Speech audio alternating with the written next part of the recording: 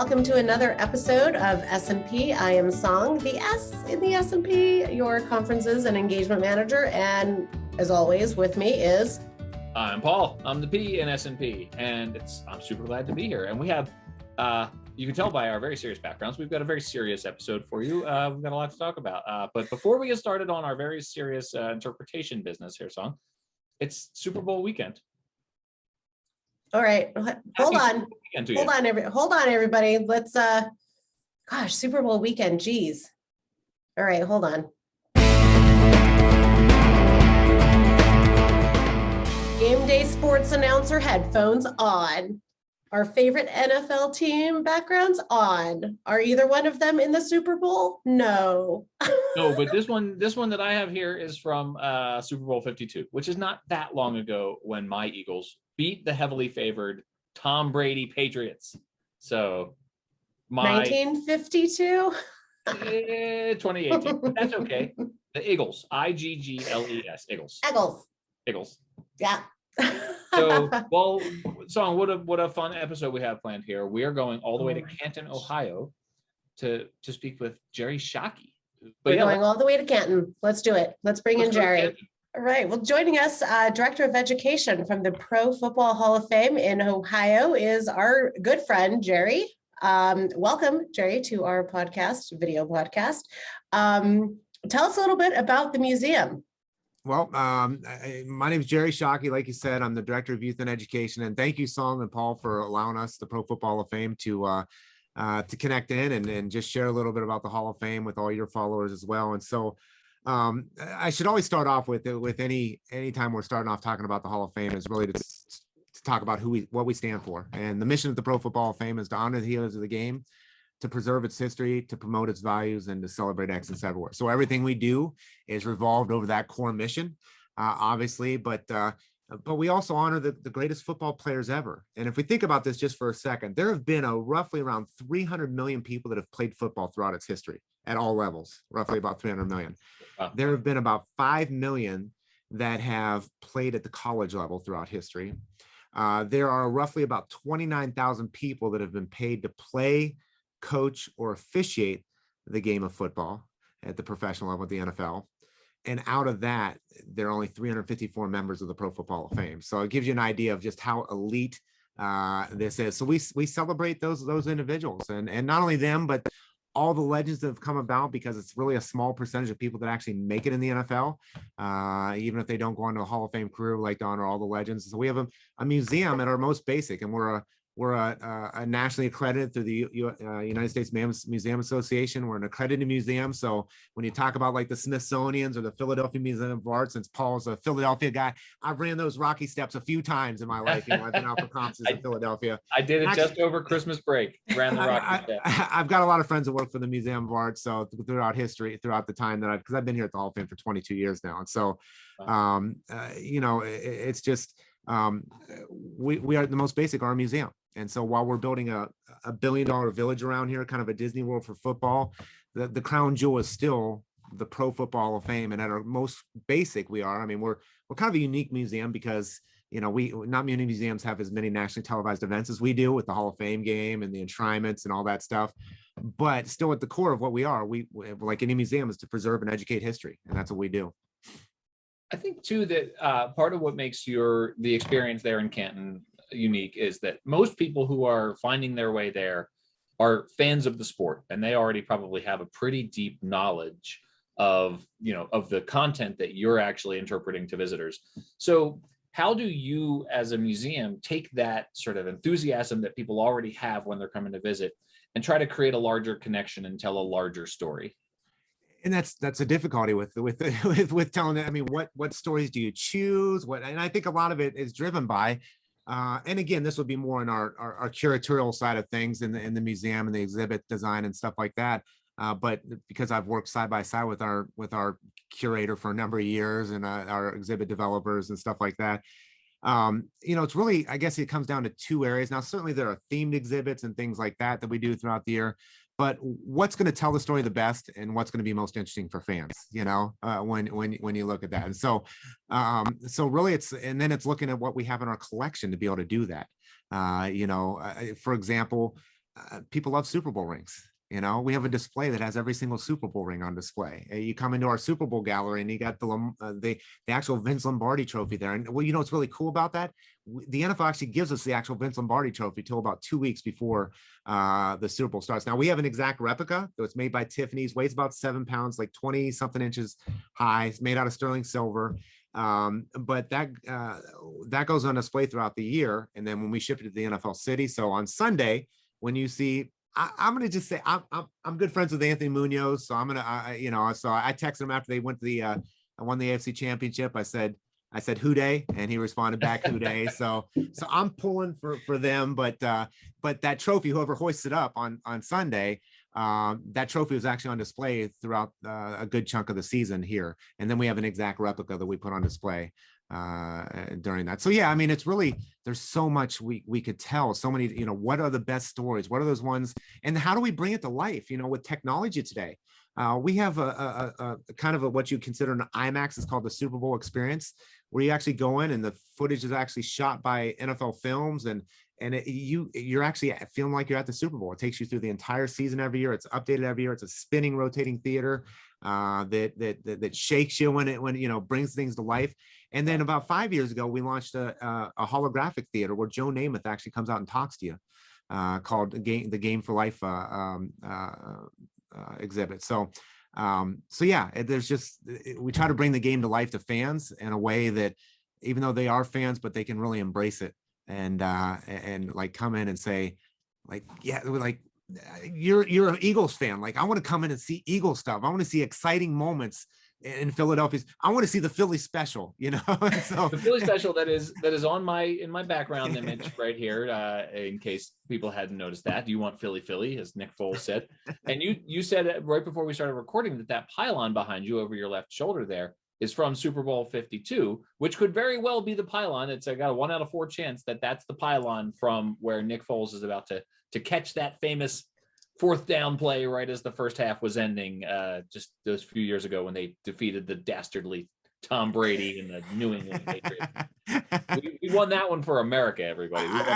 Honestly, I think and I grew up a Steeler fan, so I certainly root for them. I'm not quite as diehard as I used to be. When you have kids, it kind of takes your focus away from football. But I can tell you is that probably most people outside of Patriots fans were rooting for Philadelphia. So it's a rare occasion that actually happens, right? Like, so, well, let's just bring this full circle. My Bears, 86.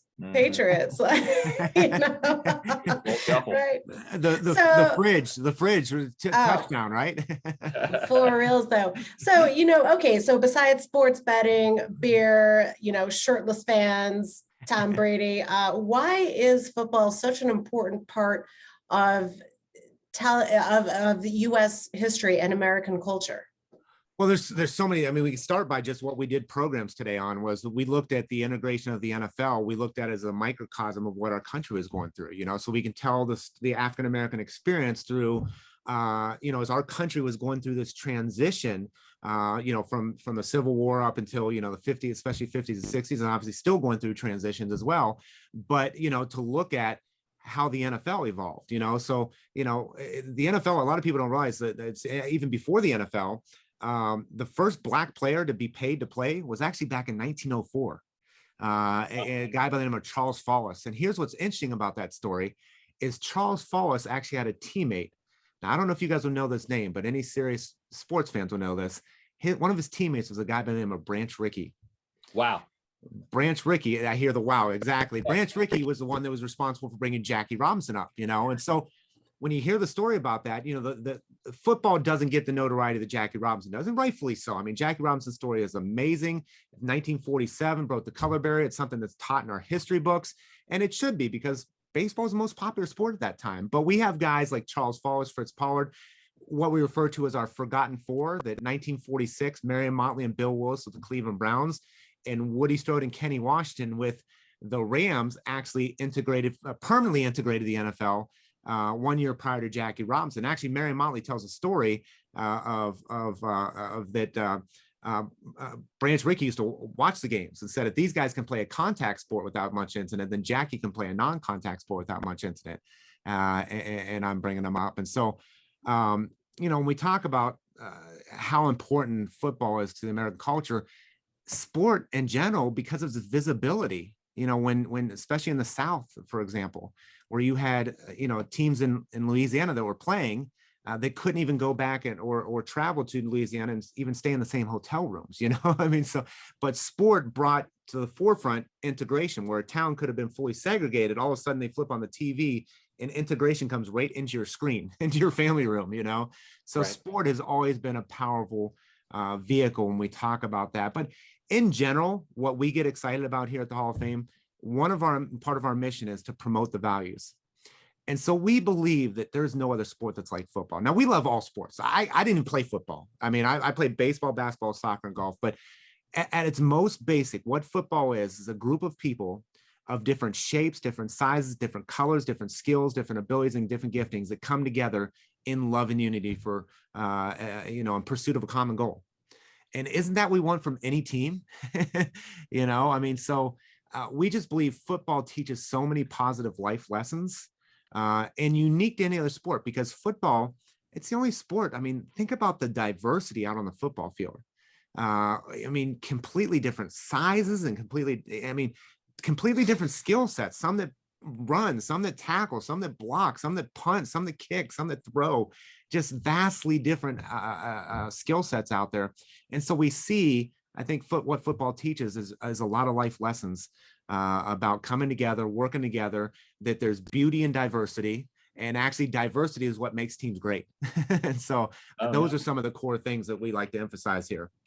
One of my favorite things about football players and that diversity that you're talking about is that there are players on football teams who go an entire season without ever touching the football during the game. That's incredible to me. Yeah, I can't remember which one of our guys, if it was Joe DeLamielleure who blocked for the Buffalo Bills in the 70s, or and he said I think throughout his career, it might not have been Joe, I might be misquoting that, he touched the ball twice in his entire career. That's fantastic. I mean, offensive linemen, think about that, I mean, and defensive players too, obviously, for the most part. But it just teach you to do what you're good at and do it well and do it to the betterment of everyone. Yeah, absolutely. That's why I got my kid into, well, he wanted to get into football, but that's such a great lesson, right? And something you can carry through your entire life. And it's, I just love it. So very cool. This is something I talk to kids about. This is something we go into, CEOs' offices and talk about. Like, this is a team culture that you want. There's a reason why, CEOs will say, hey, we're going to huddle up, or this is the fourth quarter, this is our goal line stance. They use football analogies to describe, things that are going on in their business world. And so it's a great metaphor for life. Football is. I've noticed that every sport talks about their season kicking off. I'm like, there's only one sport that actually kicks off. That's good. That's good. You can use that, Jerry. It's cool. I will. You know what? I'm putting that in my back pocket and I'm going to run with it, and I'll pretend I made it up. Awesome. So, Jerry, you mentioned some of your classroom outreach. What kind of interpretive programming and classroom programming do you do there at the Hall of Fame? That's a great question. We work with almost about 50,000 kids a year through our programs, from your traditional programs, your field trips, so obviously with COVID, we went from about 15,000 kids a year to the year after we had 200 kids that came to our museum. So the numbers are starting to pick back up with that.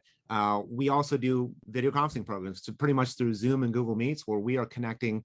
Like today, just before this, we connected with six classrooms in Sparta, New Jersey, doing our Kansas Comets roommate program, our African American Trailblazers program. So essentially at the core, and there's other initiatives we do as well. We have programs where we do about 15 or 20 programs with our Hall of Famers. So for example, my teammate Jake Ray, as part of our youth education department, flew to Green Bay, just got back yesterday from Green Bay. He did a program with James Lofton there with the school, talking about, it's called Heart of a Hall of Famer. It's really about what football teaches about life, how these guys became great. And the reason why our guys became great is not because necessarily their skill, it's their work ethic. And there's a reason why they're good at everything they do, is because they take that work ethic into everything they do. But a big chunk of our programs with that is through our video conferencing and our field trips. And what we do when we talk about, interpretive, we look at how can we use football to teach science? How can we use football to teach math? How can we use football to teach about African-American history? How can we use football to teach about careers in sports? And so we have 15 different programs that we offer that touch on those things. So we have a fun program we do with elementary and middle school kids, movement and motion. We look at movement and motion through the game of football. And we talk about types of directions. When you talk about movement, zigzag and back and forth and stuff like that. What better way to describe a zigzag than watching a Barry Sanders highlight film, what I mean? or Dante Hall from the Chiefs, to see them zigzag.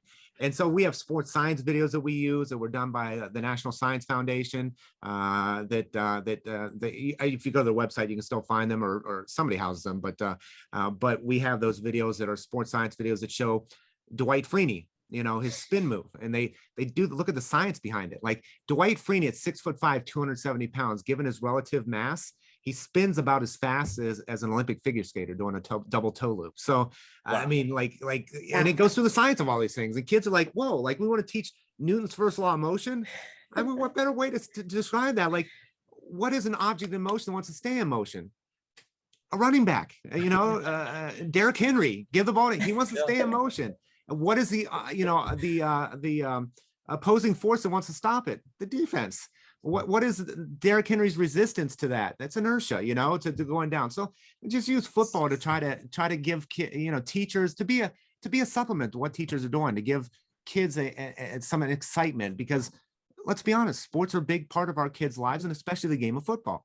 It's the most watched sport in America, and so a lot of kids are passionate about it. If we can use football as that dangling carrot, if you will, if we can hide the the broccoli and the mashed potatoes a little bit, so to speak, the game of football being the mashed potatoes and some science, the broccoli in there, we do that. Perfect. Well, you can use that one anytime you want to. Absolutely, we're putting that one in our back pocket now. Yeah. That one's free. Next one I'm charging. As a Philadelphia sports fan, I have learned from sports how to deal with life's constant disappointments. So, there's all sorts of lessons. That's true. Well, hey, you're in my area. This is Cleveland sports fans. Now I'm a Steeler fan, but this is Cleveland sports fans. So you want to talk about some pain for years until LeBron won us a championship. That I understand.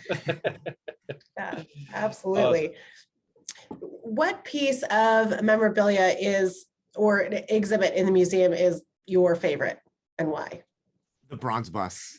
When you go into that gallery with all the bronze busts there, and for me, it's personal too, because not only is it, you go in there and it's just all these busts around here. It's dark and they're kind of lit up, and I almost want to take your shoes off. It's almost like a reverence there that you have when you come in there to see. But for me, I've gotten to know a lot of these guys very well, because part of my job, I used to fly across the country doing programs with our guys. And so I know what it took for them to make it there. I know the stories of Steve Largent overcoming adversity through his childhood. I know the stories of Curtis Martin, when by the time he was 20, he had 30 friends and family that were killed. I mean, I know the stories behind these guys, and they didn't fall out of bed great.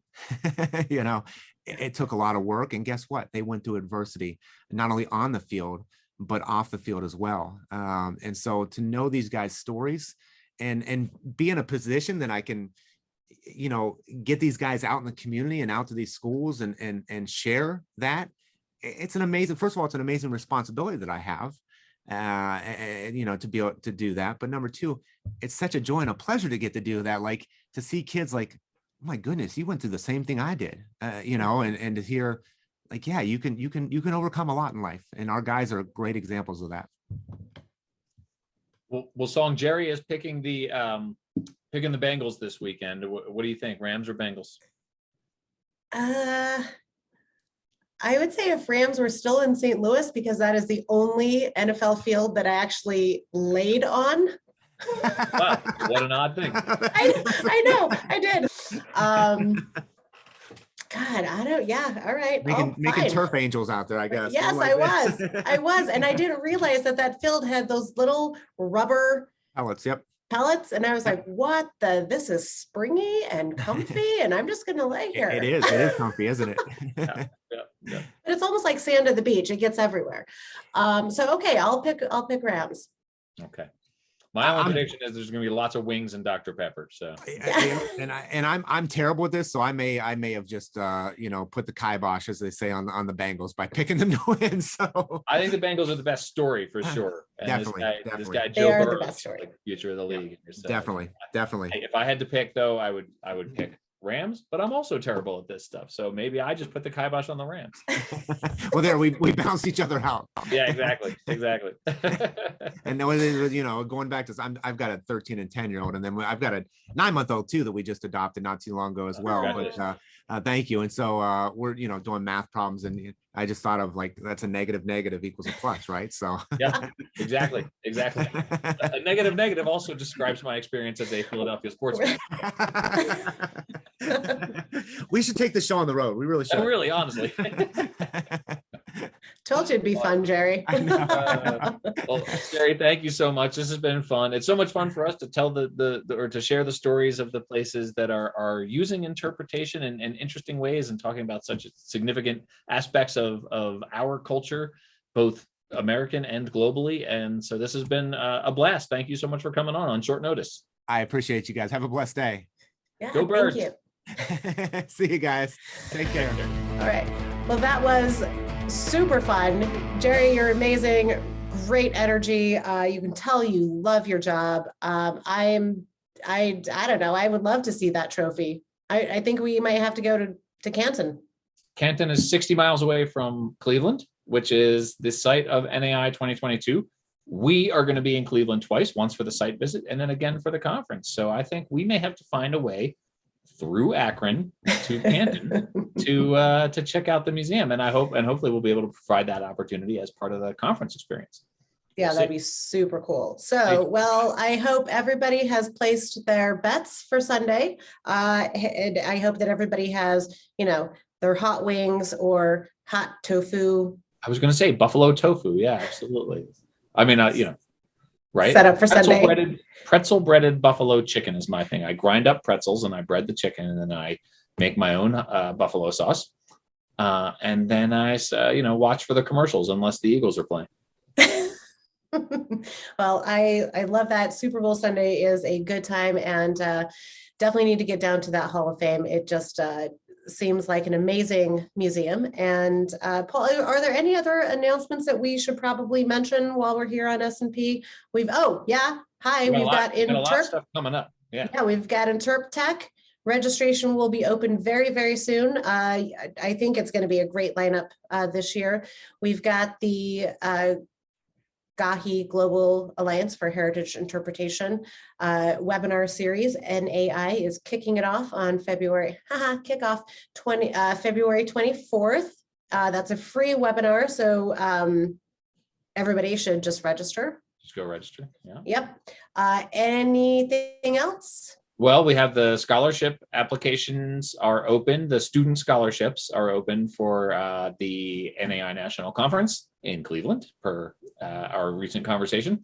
That is open until April 18. And then coming in March, we're going to open up the call for presentations. So everyone should be thinking about, what they want to be doing, what sessions they want to be presenting. Absolutely.